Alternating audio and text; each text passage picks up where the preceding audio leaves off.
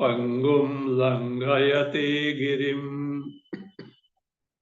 yatkrupatamaham vande paramanandamadhavam sadashivasamarambam shankaracharya madhyamam asmadacharya paryantam vande guru paramparam.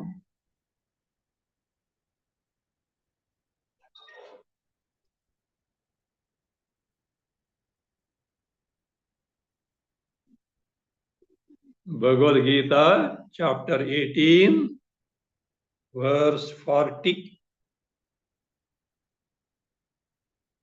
The sattvic, rajasic, and tamasic type of jnana, karma, karta, buddhi, dhruti, and sukha.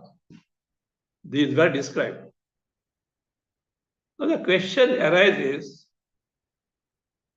is there an entity in this entire creation which is totally free from all these three gunas? An entity existing in the creation, but totally free from sattva guna, rajo guna, and tamo guna. This is the question, to which Bhagwan is answering, sorry, there is no such entity in the creation totally free from these three gunas. These three gunas can be in varied permutation combination, but totally free from them, there is none. All that is totally free from three gunas means Maya Shakti, is Chaitanya, Parabrahma, Atma only. So, this is brought to our notice. Verse 40. Natadasti prativyam va divi deveshu va punah sattvam prakriti jair muktam yadevi syatri gunai.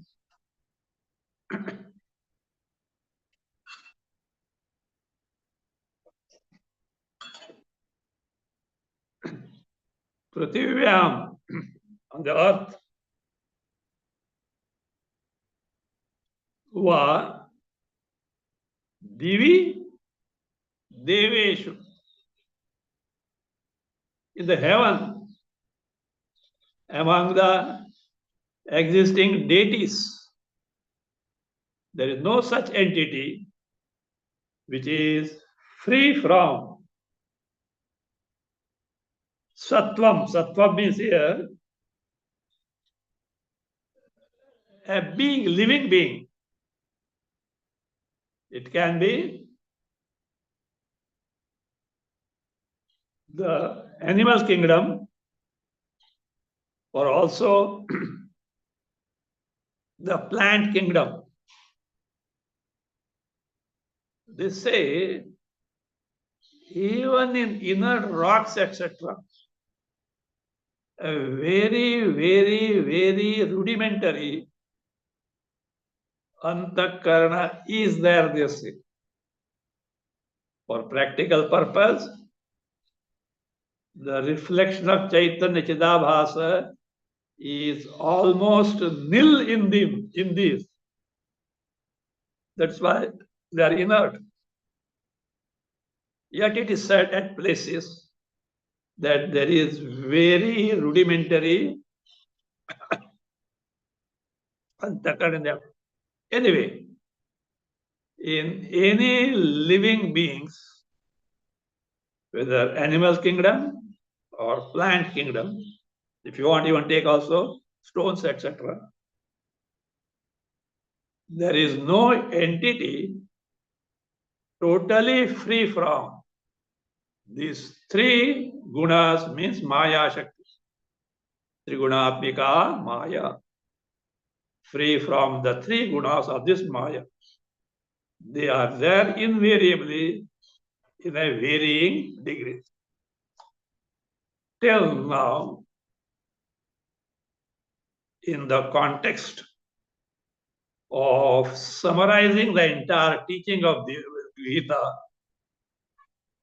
from where 15th chapter onwards, Urdhva Mula Shakam, Samsara Vriksha onwards. Again, here in this chapter, in the context of summarizing the samsara at length, the nature of samsara was described. In the sense, the diagnosis aspect was made clear. The question is, what is the remedy? Not that it is not taught earlier. Of course, it is taught at length earlier. But in this context of summarizing the teaching, wherein the samsara was described, the question comes now, how to get out of it? Where to begin? Here comes the remedy aspect of it. Earlier it was told, an ignorant person who is identified with the body can never escape or can never discard the karma action. These same actions, karmas, though left to themselves binding in nature, can help you if taken to the right attitude. They can help you to free from this samsara. You may belong to any category as divided by Shastra in terms of varna and ashrama. Varna, chaturvarna, brahmana, kshatriya, vaishya. Ashrama, brahmacharya, grahastha, vanaprastha. Sannyasa, there is no karma. In spite of all this, you can use that very karma to get rid of this samsara. How? As specified in the context of karma yoga. Do your duties, discharge your duties, irrespective of the karma being good or bad, but do it in dedication to Ishvara. Ishvara Arpana Buddhi, what was seen as karma yoga attitude. Do that, thereby you will get that purity of the mind by which you can inquire and ascertain your true nature and make the mind so tuned, so prepared that it is able to exhibit, reveal, manifest your true nature, the Satchit Ananda. There you are, what you are in reality. So now, from karma, take to them in such a way that you get that what is called as antakarana shuddhi. Thereafterwards, the mind which is already exposed to atma vichara, composed in such a way that it becomes just like your Atma Swarupa in its real nature, totally free from the superimposed entities and their features, which actually breed samsara. For that now, Bhagwan Krishna starts. What are the duties of persons belonging to different varnas? About Chaturvarna, Bhagwan has already discussed earlier. Now he is concluding by pointing out the duties as per the Shastras. As far as karma is concerned, there may be superior and not superior karmas. Lower karmas maybe. But that doesn't mean that those who are eligible to higher type of karmas are better off, and those who are eligible to take to only the lower type of karmas are losers. No. When done with right attitude, the higher karma by those who are eligible for that, lower karmas who are eligible for that, the result is one and the same. Antakarana Shuddhi. And for such a person, when taken to Atma Vichara, result is one and the same. Atma Jnana, Brahma Jnana. So therefore, as far as the ultimate goal of gaining Atma Jnana is concerned, those who take to higher karmas like those of Brahmanas, or those who take to lower karmas like those of Shudras, are in the same boat. There is no superiority, there is no inferiority.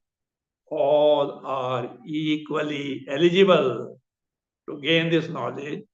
Of course, the means may differ. For example, a Brahmana is eligible to take to Vedic studies, Upanishad studies, but not a Shudra. But for him, Smritis are there. Bhagavad Gita, Puranas, Itihasas, wherein the same thing is discussed there in practical demonstration. By that, he can gain the same knowledge. So, the so-called eligibility spoken in the Vedas is not from the standpoint of favoring some people and denying others. No. It is from the standpoint of the present level of capacity or the eligibility of the individual, wherein what he is able to take to. The ultimate result is one and the same. So now, Bhagavan is introducing that in the case of Varna system, Chaturvarna system, Brahmana, Kshatriya, Vaishya, Shudra, their karmas, duties are different in accordance with their what is called as Swabhava. Brahmana, Kshatriya, Visham, Shudranam cha parantapa, karmani pravibhaktani, Swabhava prabhavair gunai. In the case of Brahmana, Kshatriya, Vaishya, Shudra, you know who they are. Brahmanas who study Vedas and teach Vedas. Kshatriya, those who protect the country and rule the country. Vaishyas take care of trade. And Shudras, the general service to Brahmana, Kshatriya, Shudra, Kshatriya, Vaishya, so that the entire system functions. Now their karmas are different. Based on what Bhagwan says, Swabhava Prabhavair Gunai. Gunas, their features born of Swabhava. Swabhava can mean in this context three things. It can be what is called Prakriti, Maya, one, or second, disposition, mental state. Third, the sanskaras, impressions brought by every individual at the time of birth in this specific present embodiment. Based on that, their karmas differ. Which are the karmas of Brahmana, Kshatriya, Vaishya, Shudra? They are now enumerated one by one. As for the Brahmana,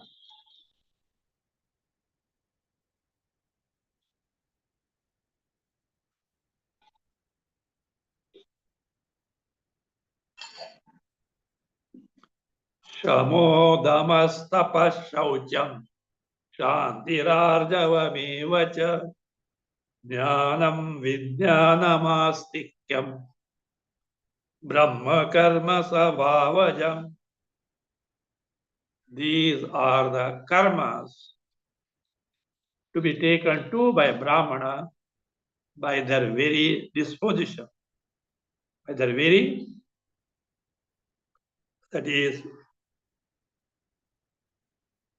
eligibility. Shamaha, mastery over the mind. Damaha, mastery over the indriyas. Tapaha, tapaha can mean ascetic practices, but in this context, tapas means the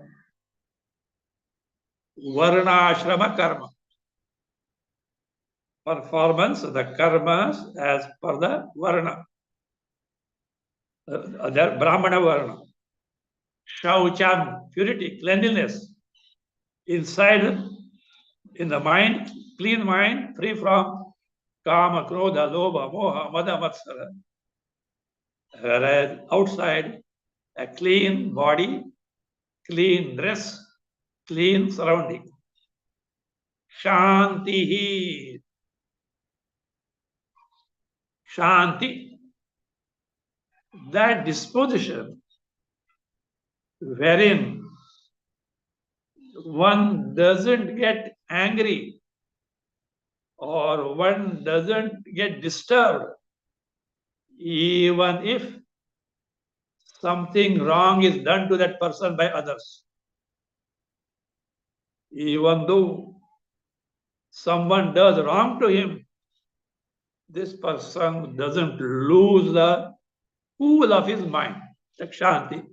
You say Kshama, pardon, but it is more than a forgiving. It is not being assailed in terms of mental calm, even if someone does harm to that person. Arjavam, straightforwardness. As this person thinks, so he speaks, accordingly he does.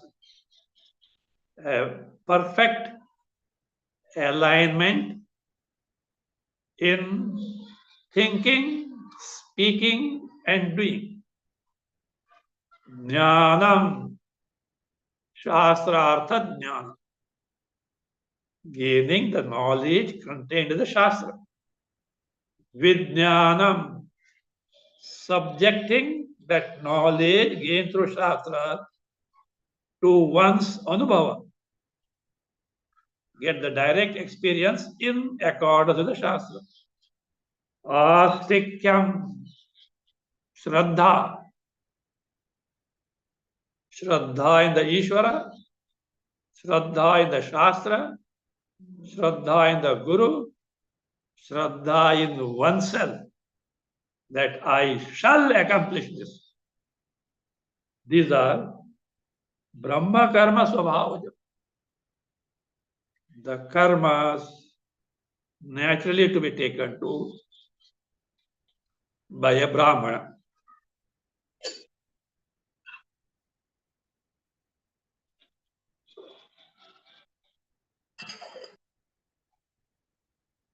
Now, what about the Kshatriya karma?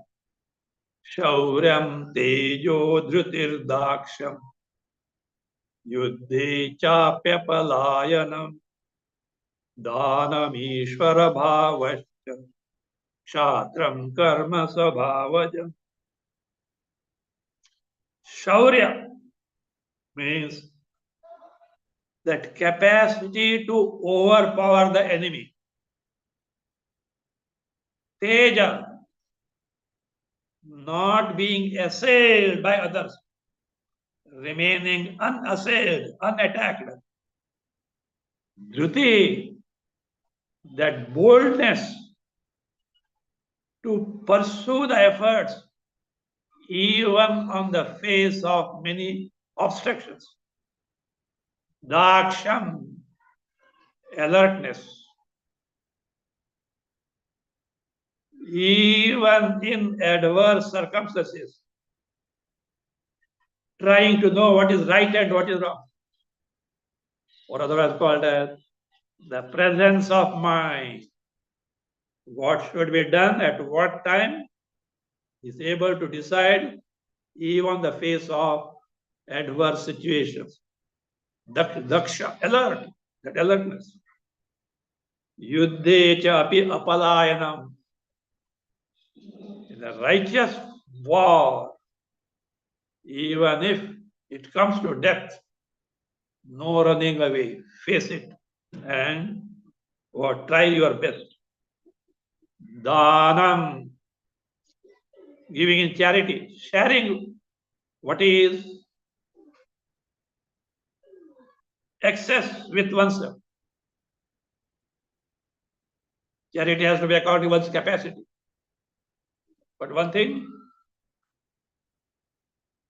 only because I am able to earn, what is earned cannot be totally mine.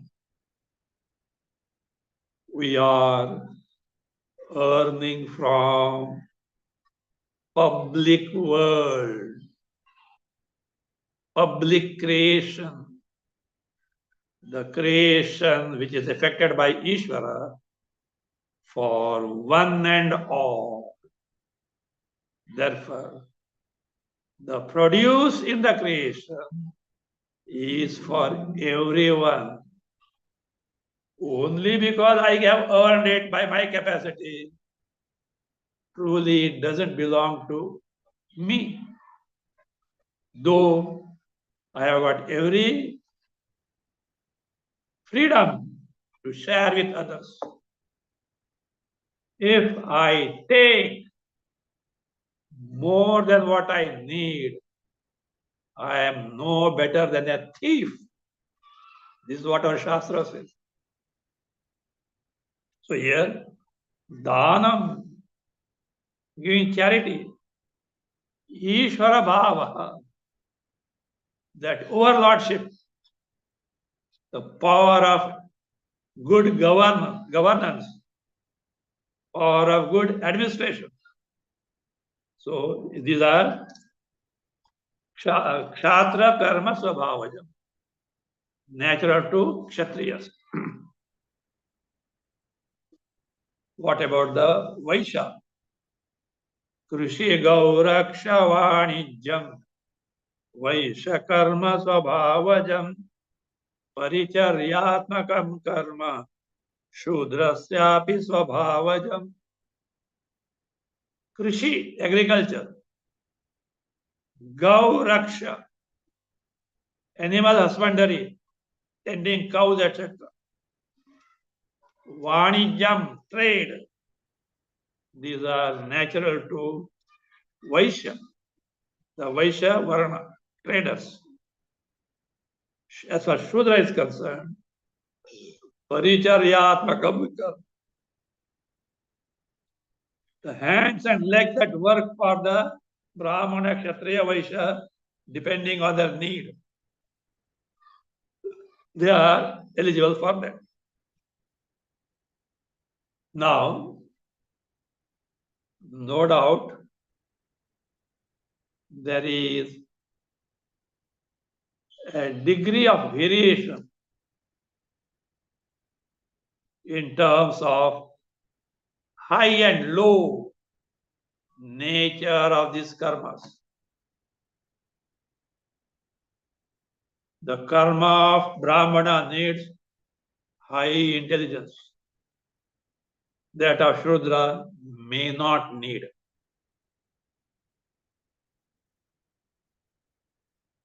And yet,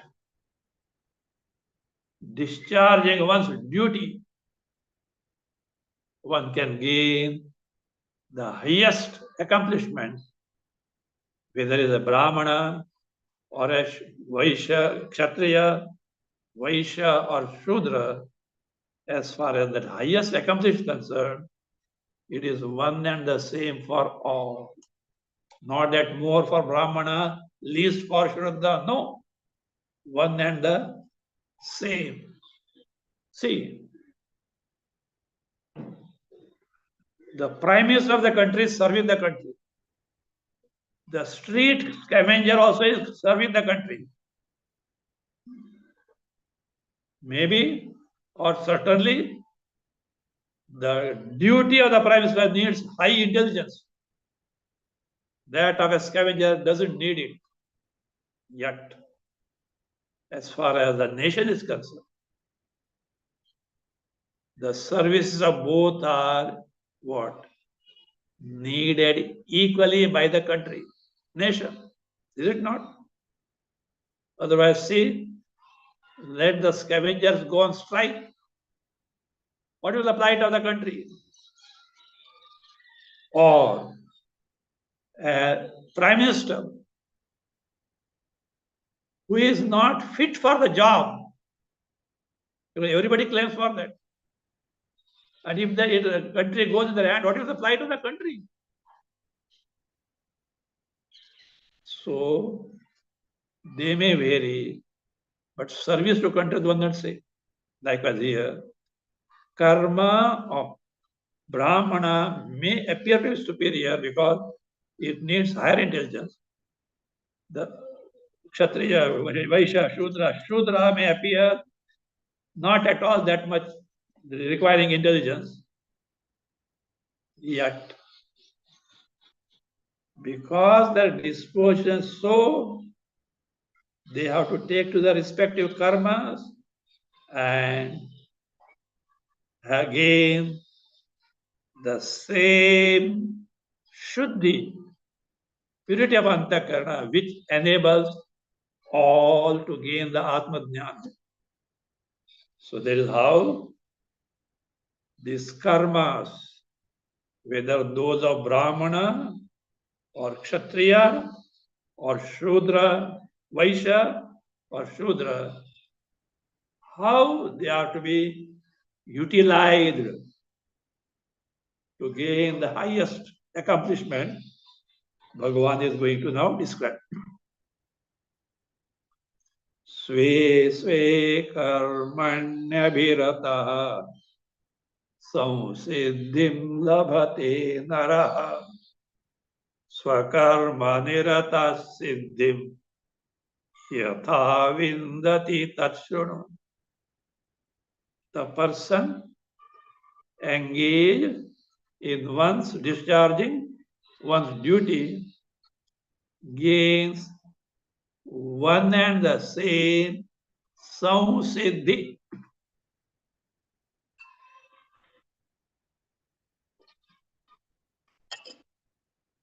Samsiddhi. What is samsiddhi?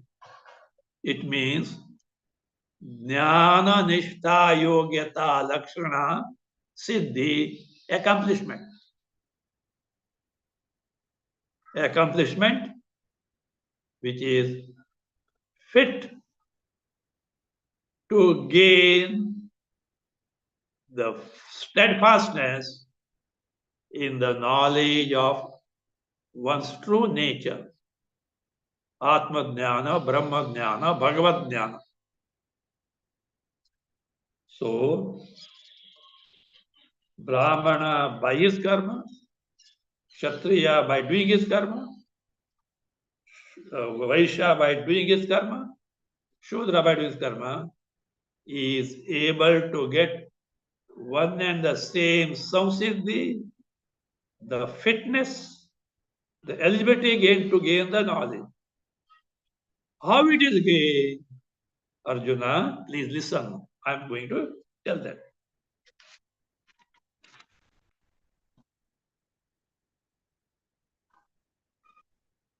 See, karmas differ from Brahmana to Shudra. And yet, same karmas by those to whom they belong should do in such a way as in dedication to Ishvara or as an offering to Ishvara.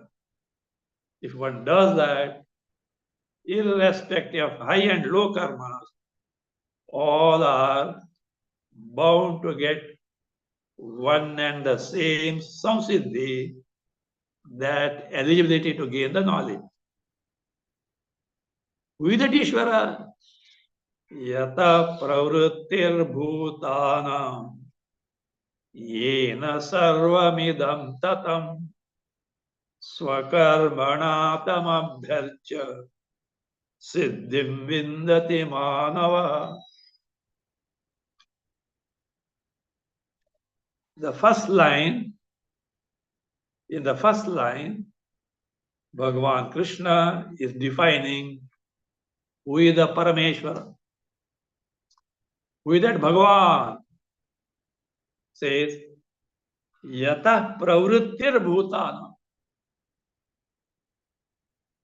That entity from which all beings and objects are born. One meaning, pravritti. Other meaning is, pravritti means cheshta, activities.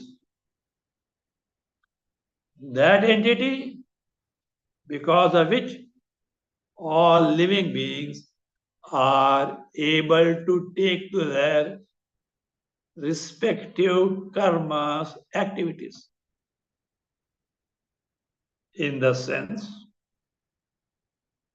this embodiment of ours, beginning from gross body, indriyas, pranas, mind, intellect, and ahankara, I notion. By themselves, these embodiments are inert, and yet they are able to function, by which Sachetana entity, by which sentient entity, that is the Ishvara Tattva, that is the Bhagavad Tattva. So therefore, and where is it? Yena sarvamidam tatam, by which Chaitanya Tattva, the entire cosmos, is pervaded. So where is Ishvara Tattva? Swakarmana tamabhyat. By adoring it, worshipping it, by discharging one's karma duties as per the Varna system. Manava siddhim vindati. The human gets that disposition which enables him to gain the Atma Jnana, Brahma Jnana, knowledge of one true nature. The basic principle of Karma Yoga, which was elaborated in the third chapter, is here in this verse.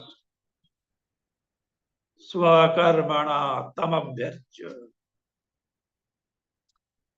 By worshipping that Ishvara, by discharging one's own duties, I do in dedication to Ishvara.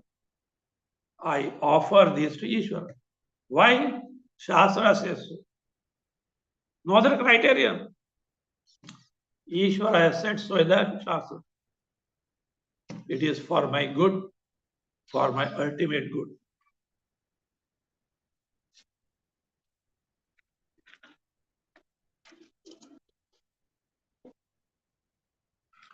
Now, here a doubt comes. See, karmas as per Varna system are divided. And there are varied types.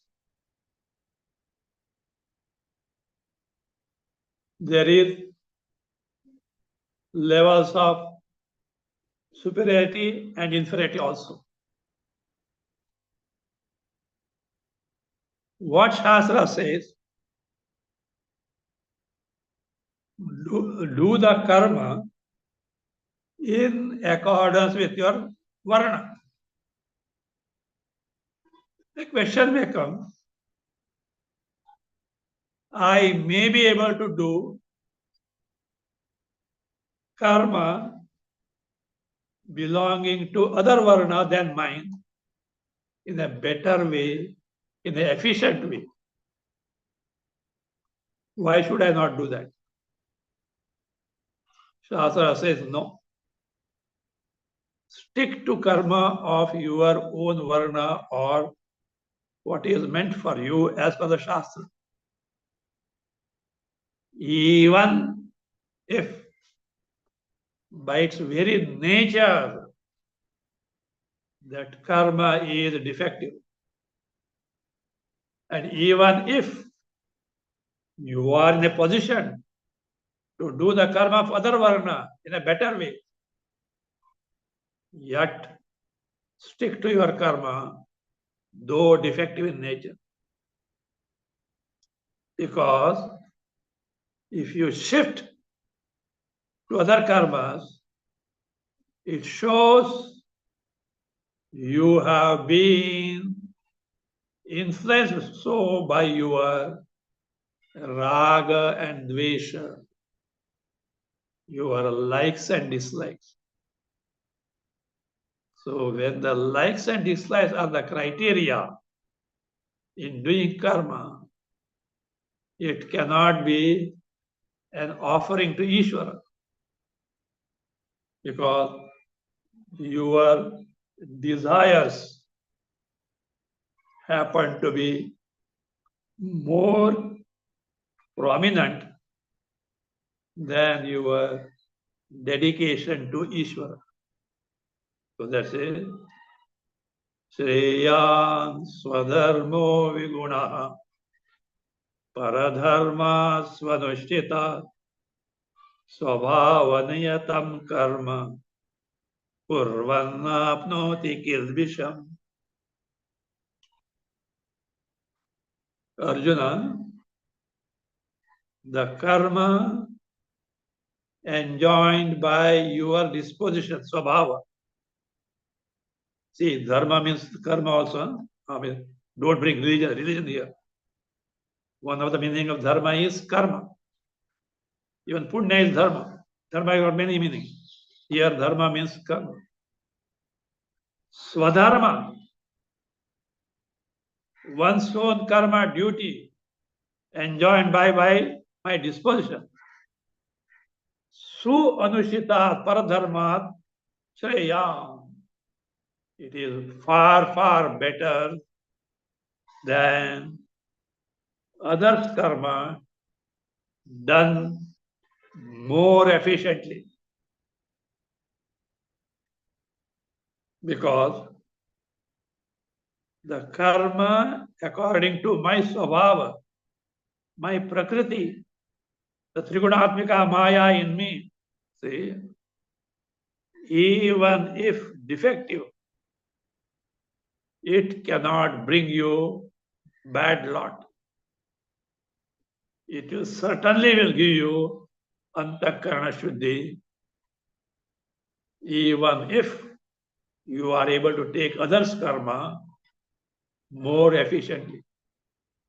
Because Here you are sticking to Shastra and not following your dictates, following the dictates of your likes and dislikes, raga and dvesha.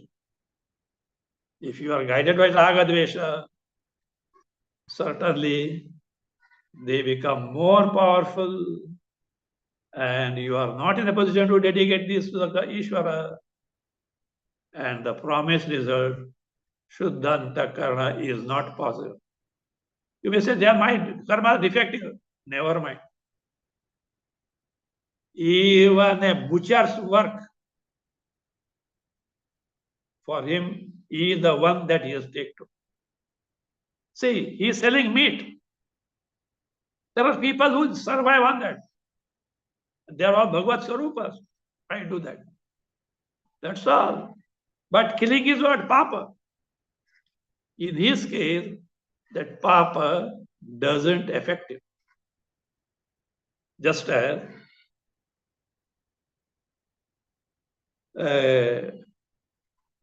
what is that? An insect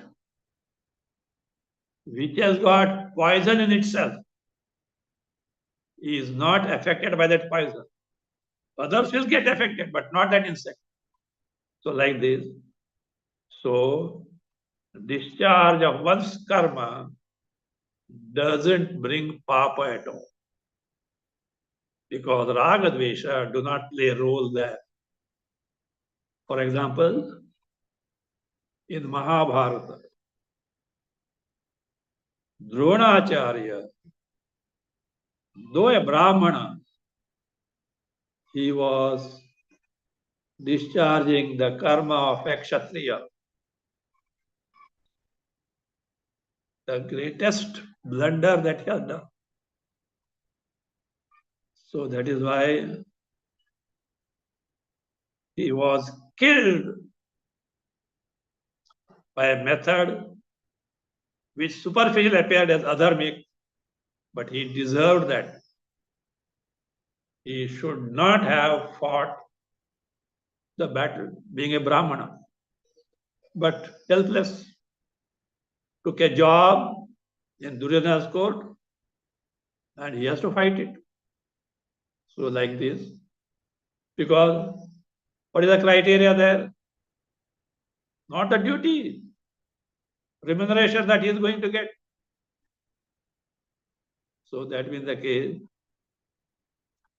one's duty in terms of karma may be defective, and yet it is advisable to follow Shastra and do that than doing the better manner the other's karma. Why so? Because truly speaking, all karmas are defective, including the karma of Brahmana, because they are product of ignorance. Only Ajnani can take to karma. So that is the case. Sahajam karma kaunteya sadosham api natyaje sarvarambha doshena dhumena anagnirivavrita. Arjuna, sahajam karma, karma that comes to one's Lord by birth, sadoshamapi, because of being the product of Trigunamatmika Maya, even though defective in nature, natyaji, one should not abandon them, one should do them. Why? Because sarvarambha, all undertakings, all karmas are what? So, doshena avrita are covered in defect in terms of binding the individual, just as fire is covered by smoke. So, one's svabhavaja karma karma that happens to the duty as per the Shastra, that needs to be taken to, and not other karmas. And by that, whether it is defective or not, one gains the highest result, the Shuddhanta by which one is eligible to gain the highest gain in terms of this Atma Jnana, Brahma Jnana, Moksha. How is it so? The principle is given. Asakta buddhi sarvatra jitatma vigata spruha naishkarmya siddhim paramam sannyasena by discharging one's duties as per the swabhava, disposition, or varna by birth, the person becomes asakta buddhi sarvatra. He is hitherto concept that this world is capable to give me happiness drops down. Today, all our interest in the world. Why? We take it for granted the world of objects, beings, and events will make me happy. When the buddhi becomes Shuddha, he comes to know this world has no such capacity at all. So that hitherto interest in the world drops and you are able to drop the world. Today, our interest in the world is too deep. We can't drop the world. We have to make efforts to do that. For example, tell me, you have been given a hot steaming potato and asked to hold it. Think of it. So steaming potato, effort required or not? Yes. To drop it, in effort required? No. So also, we have to find out for ourselves, not because Shastra says, not because Guru says. We have to find for ourselves how this world is like a hot potato. Once you discover, no effort to drop it. Today you can't. So all interest is there. Here comes the role of Viveka and Vairagya. So therefore, here because of this disposition is asakta buddhi sarvatra. He has discovered this world is too incapable of giving me what I want.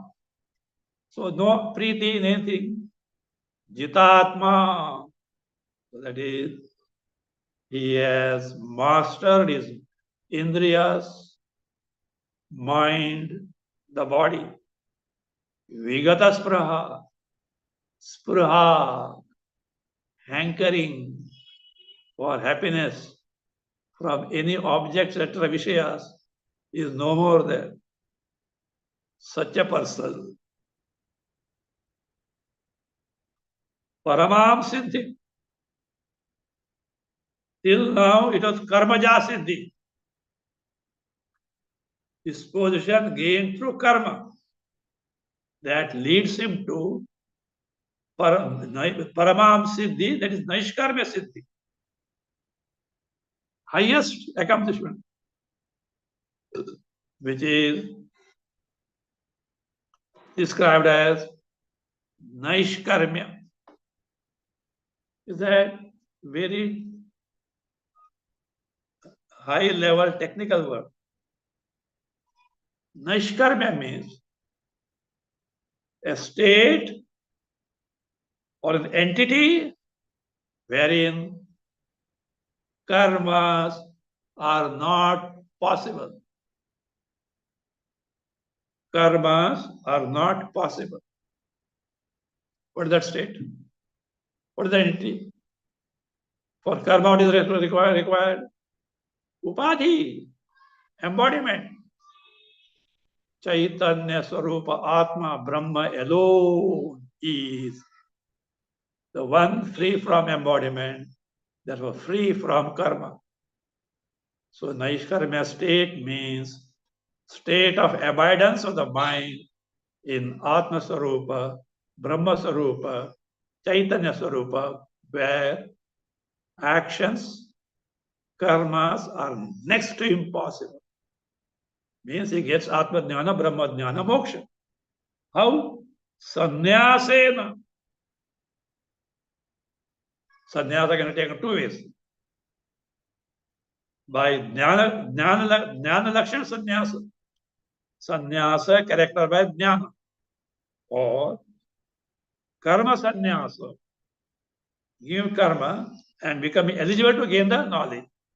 But by knowledge, he gains that highest state of abidance in one Swarupa, wherein no karmas are ever possible.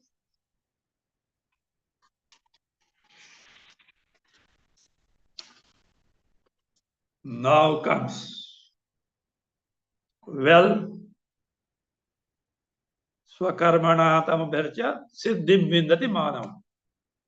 By performance of one's karma, in dedication to Ishvara, yata pravrittir bhutanam yana vidam satam, one gains that antakarana shuddhi, which is capable of gaining jnana nishtha.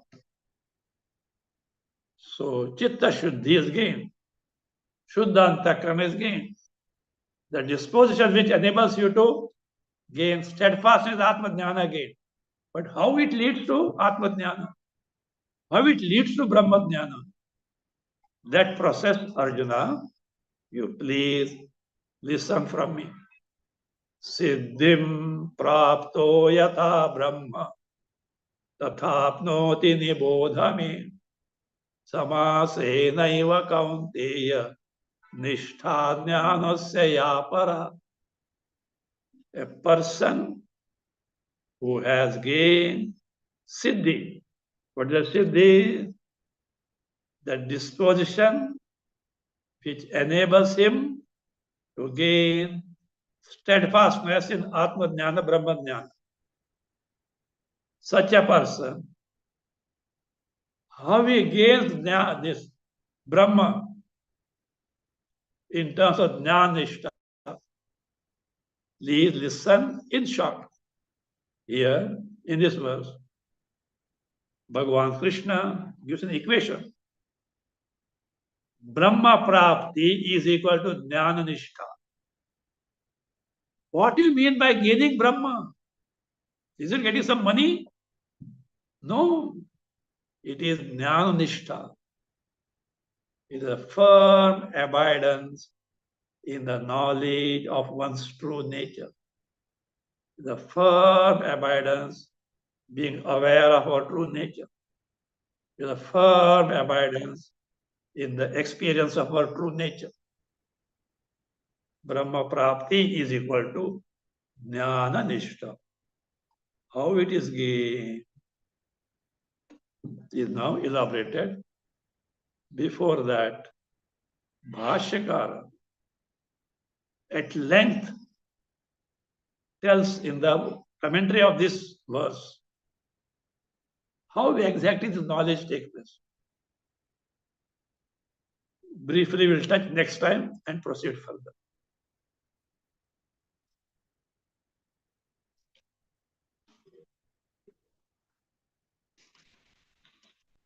So here is a question.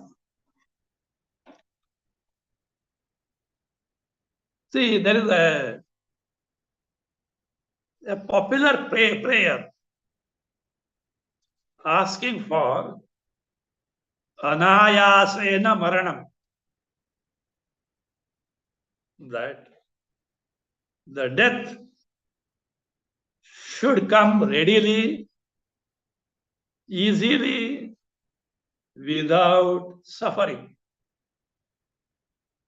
Actually, the prayer is like this. It is not simply Anayasena maranam. Many other things are there. The question is this prayer correct? Is it desirable? Let us see. The prayer is like this. Anayasena maranam vina dainena jivanam dehi me kripaya shambho tvai bhaktim achanchalam. In fact, four things are asked, out of which Anayasena maranam is one. O Shambho, O Shiva, kripaya, out of your kindness, grace, please give me these three, not four, three. What are those? Number one, Anayasena maranam. Dying easily, readily, without suffering. One, Vina dainena jivanam. Living without daina can mean poverty, without poverty or without pitiable condition. And third is Tvai achanchalam bhaktim. Unswerving devotion to you. These three are asked. Now let us go the reverse way. Tvai achanchalam bhaktim. Unswerving devotion to Parameshwara. Well and good. A great prayer. Certainly one aspect. Vina dainena jivanam. Living without pitiable condition or poverty also is what? Justified. Because bare minimum necessities of life are required. Without, life is very miserable. The question comes, Anayasena maranam. Is this prayer justifiable? At its face value, there is nothing wrong in this prayer. Anayasena maranam, nothing wrong, because we see from our observation, Shastras also tell us that death is very, very painful. And a prayer to have a painless death can be justified. There's nothing wrong. True. Yet, best thing is you give a free hand to Ishvara to deal with you as he wants, so that he can give you the highest one.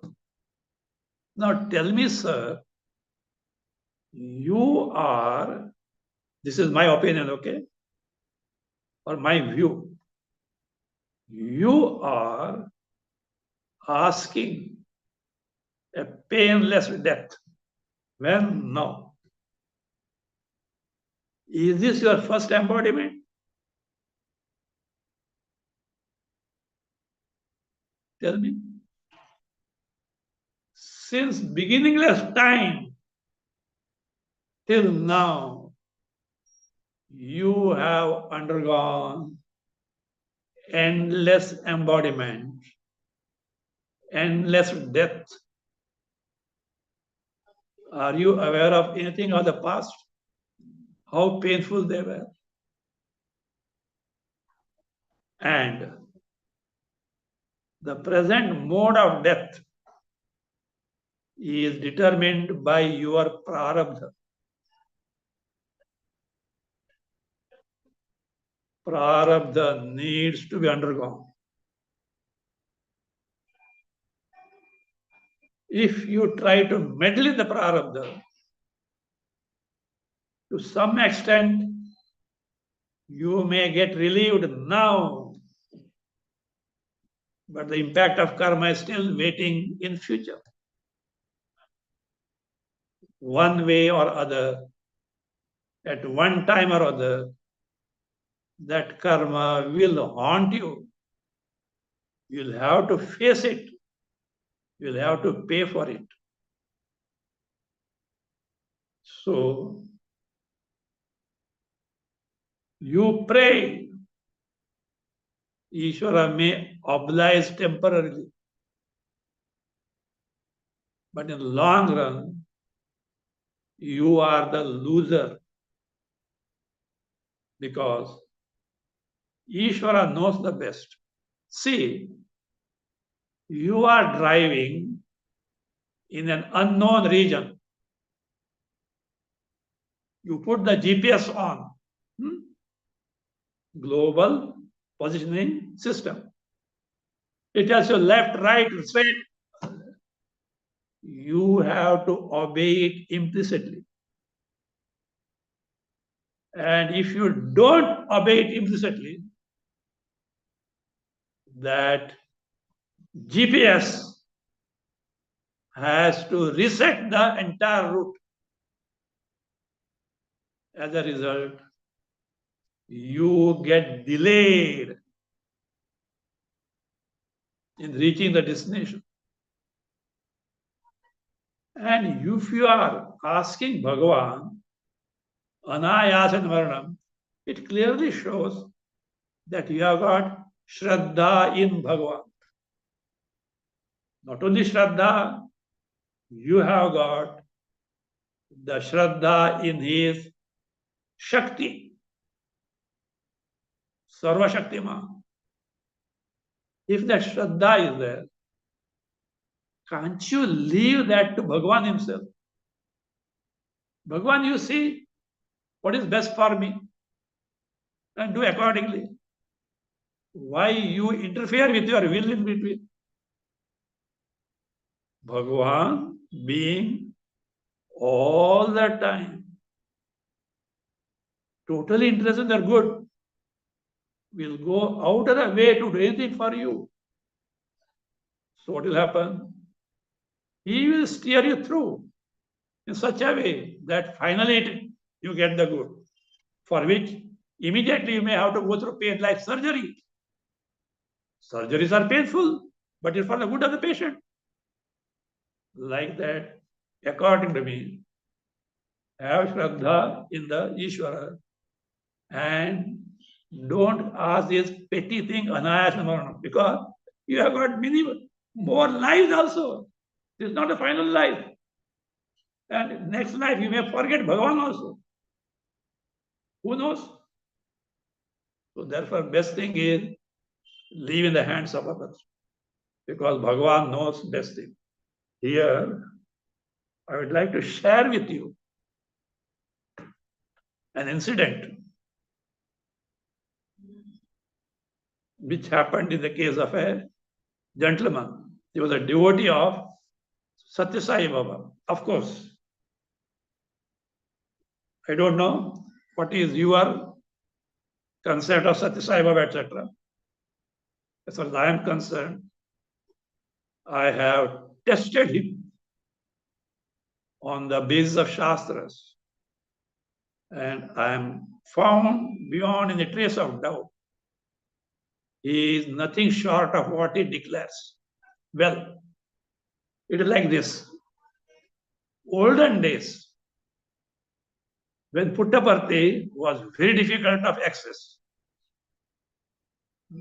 long the distance, you have to get the train, get down, Then bullock cart, this, that, cross the river and big things. In Bangalore, one family was there, ladies of which wanted to go to Puttaparthi. But it was not advisable for only ladies to go. Some gentleman has to be there with them. They requested the gentleman, his name was Sheshgiri Rao. He was in health officer in the Mysore government before independence. He said, look, I will come with you only to escort you. Don't ask me to do namaskar at that Baba. I don't believe in it. I don't believe in that. But I will come to help you. Okay, because some escort is available, other they can't go. They went. Those days there was accommodation was not available. They have to stay under the tree, etc., etc. They stayed there. And some darshan time was there. He was not anywhere near, somewhere distant place was sitting there. Baba came out. Was young at that time, maybe in the 20s. Who? Satya Sai Baba. This person was a little elderly person. Straight away went to Sheshgiri Rao and stood in front of him. Where is Sheshgiri Rao? He fell on his feet. Afterwards, he was in a trance. Who Sheshgiri Rao? Baba said, don't disturb him, just take care of him, nothing is there, he will be all right. For 2 days, he came to senses. He got the vision of Shiva, which his body could not bear it. It had its impact, and now he came out of it. He was total devotee of Shiva, Satya Sai Baba. After they returned, he resigned the job. And he was well versed in the Vedas, Brahmana, with thorough in Vedas and pujas, etc. He came to Puttaparthi and was doing the puja in the ashram, that puja room. He grew old. The other person is Mr. Kasturi, was a professor, retired, principal of a college. He was a Brahmana, but he didn't know Vedic chanting, etc. Baba used to taunt him, what Brahmana you are? You don't know how to chant Vedas, etc. Fine, then okay. One day, because of his old age, Sheshgiri Rao was on the deathbed. He was on the verge of dying. At that time, he was chanting Vedas. Kasturi came. He was envious of him. See, he is about to die and he is chanting Vedas so perfect. Meanwhile, Satya Sai Baba came. In those days, he was moving very freely in the rooms. He said, Sheshgiri, where are you going without my ticket? Get up, take bath, and go to the afternoon puja. This dying person, hale and hearty, took the bath and went for puja. 3 months or so, he was in a perfect health. Afterwards, Sheshgiri Rao fell sick in such a way that he is rolling in the bed in agonizing pain. Kasturi is seeing this. But Satya Sai Baba is not asking a single question. Kasturi, how is Sheshgiri? Not asking. Meanwhile, Sheshgiri Rao's nephew was a dentist, came. And his old age, nothing can be done. But he was attached to a hospital. He thought if I take to Bangalore, better nursing can be given. He came with that intention. But without Baba's permission, he can't take. He sought Satya Sai Baba's permission. Satya Sai Baba said, no, don't take him. He is not allowing him to take him to a hospital. He is not doing anything for his suffering. Few months passed. It was a big question mark for Kasturi. A person who was dying so easily, without suffering, brought back. And now he is suffering, you are not doing anything, but he had no courage to ask. After a few months, Satya Sai Baba came, Sheshgiri, go, you have my ticket. Popped. Big question for Kasturi. What is this all about? Made him suffer like this? Did you do anything at all to redress his grievances? One day he got the courage to ask the question. Swami, what is this all about? He was dying so easily, readily, without any, what is that, pain. And you brought him back and made him all this thing. Kasturi, look, Sheshgiri had a very bad patch of karma for which he had to take another birth, which I didn't want. So I brought those karmas, concentrated them, and made him undergo. And now I have given him clean chit. No more birth. Now talk of anayasa marana. Where anayasa marana was brought back, made to undergo hell. And Ishvara knows better. He has got better plans for us, provided we have Shraddha in him. So, at the face value, nothing wrong in praying for Anayasa Varna. But best thing is, leave it to Ishvara. Let him decide. Ask for the best. And the best is only Atma Jnana, Brahma Jnana. I think that is how we have to take this. Om.